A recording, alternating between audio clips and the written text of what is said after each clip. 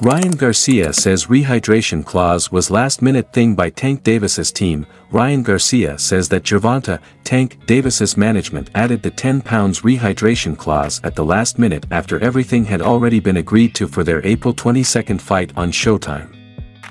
In a double whammy that Ryan, 23-0, 19 KOs, believes was added to try and drain him, he had to agree to a 136 pounds catch weight, and when that wasn't enough, they threw in the coup de grace with the 10 pounds rehydration clause, with max weight being 146 pounds for the secondary weight end on the day of the fight. Like many, Ryan was amused at what lengths Tank Davis, 28-0, 26 KOs, was willing to stoop to try and game the system in his favor for their fight, as if he needed a handicap to try and win the fight. It was a bad look for a fighter that refers to himself as the face of boxing. For Ryan, it's a compliment because it shows how highly Tank Davis and his team rates him for them to want to try and weaken him to win. The thing is, it's going to look really bad if Tank Davis still loses the fight, because it would show that no matter what he does to tip the scales in his favor, he still wasn't good enough to win.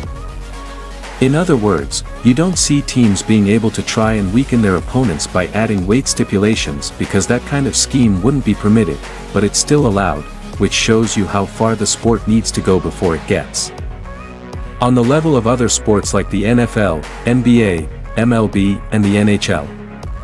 I thought everything was signed and done, and last minute they threw that at me, Ryan Garcia said to DAZN Boxing show about the 10 pounds rehydration clause that he had to agree to for him to get the Gervonta "Tank" Davis fight for April 22.